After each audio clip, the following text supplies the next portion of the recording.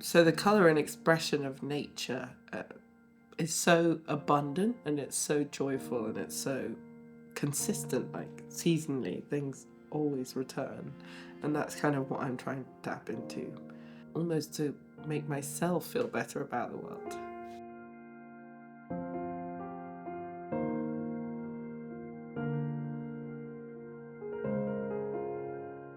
There's so much language around the landscape and ecology that is about it disappearing or us abusing it. For me, I'm almost trying to find an alternative visual language that is peaceful and kind and engaged and loving and almost romantic. It's probably an unrealistic view about how people could or did live in nature, but it's definitely almost an ambitious way of looking at our relationships.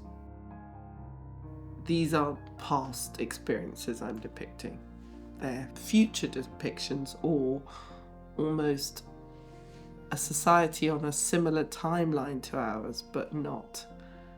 So they're devoid of technology, they're devoid of clothing, devoid of kind of gender norms, all of these things that we hold dear to us societally.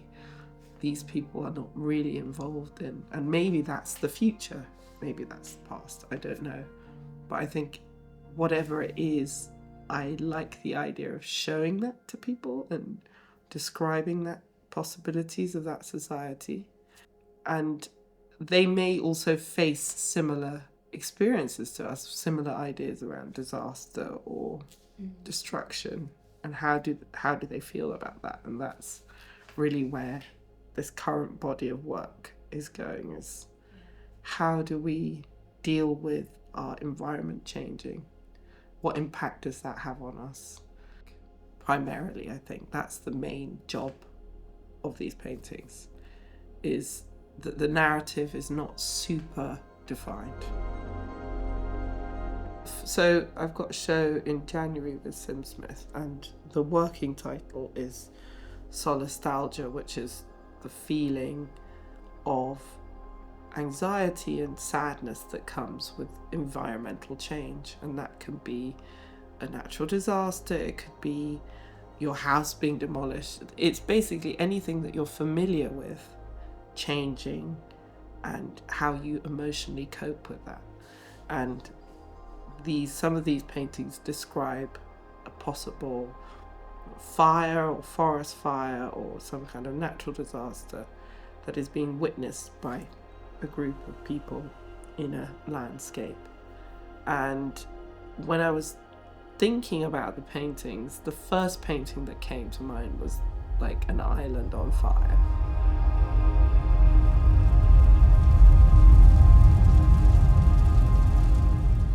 There's some distance there between the disaster. You become a witness because you're not involved in it. The island is surrounded by water, but there's fire on that island, so you're empathetic. So then you become empathetic. You see, who are the people living? Are they safe? Can we change anything? And I think that relates to what's going on in the world generally. We're viewing disaster a lot. We're viewing natural disaster. We're viewing war. These concepts rather than images were the things that were coming to mind when I started to think about this show. I think melancholy and the anxiety of some of these paintings comes from my own anxiety around the future and possibly our historical relationship to the planet. And the planet is a very general term, but really I'm talking about our surroundings, our understanding of where we place in the world. And I think there is a sadness to some of these images, and especially now with the way that I'm using marks, there's kind of a lot of dripping and melting, and it's quite liquid, and I almost feel like it's describing things disappearing or moving quickly or changing quickly. So that's also being described through the language of the paint as well. It is tied to my own emotionality around these things and how important I think they are. because not everyone feels that these things rank as highly, but I do. But I think this is my way of bringing attention to it. There's also this idea of a universal figure, and for me at least, displaying that figure in my likeness I think is important. And a lot of people will say, are they African, are they this, are they that? And I never think of that, but obviously they are, because I have that background, and so I project myself onto the work, but I never consider that will lock anyone out from the work.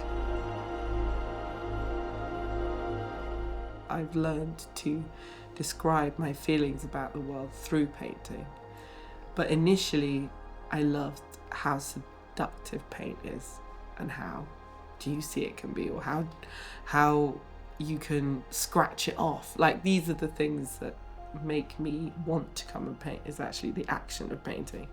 And so it's important for me to convey that through the work. Painting offers the possibility to kind of divorce yourself from reality.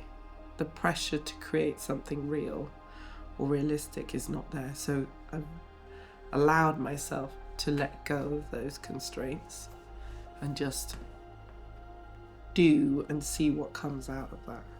Sometimes I'll take from a sketch I've made, so maybe that might have been a few weeks or months or years before, where I'll have a drawing that might have been made very quickly from an idea, and I'll look at it, I'll go, let me turn that into a painting because I like that. I try to sketch as much as I can, and then when it comes to painting on the actual surface, because I'm working on board at the moment, it's harder to revise those images or go back on. The surface starts to look a bit horrible if I do that too much, so there's a directness that's necessary. So I tend to use like a red pencil that is easily forgotten almost. So I have this impression, and then I can work from there with colour, or I'll do a wash that basically erases the pencil. And then by the time I've done that, I've got this image in my mind, but I can work quite freely on the surface.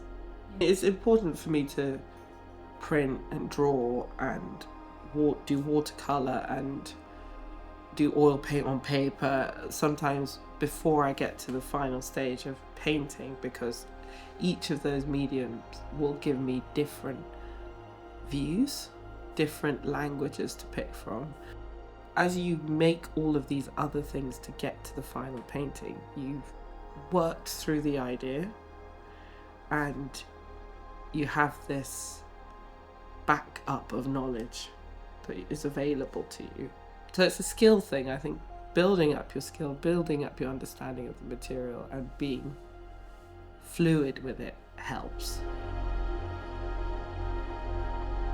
I tend to give my attention to one painting, move on very quickly, then I'll put it up, and then I'll look at it again, that needs something else. So it's in the process of adding or subtracting from a work I've made very quickly.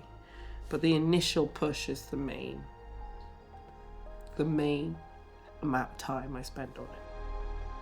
I think this idea of permanent disaster, permanent anxiety, permanent catastrophe is very familiar to a lot of us, but then to get back to that place takes so much work psychologically, I think, for a lot of us.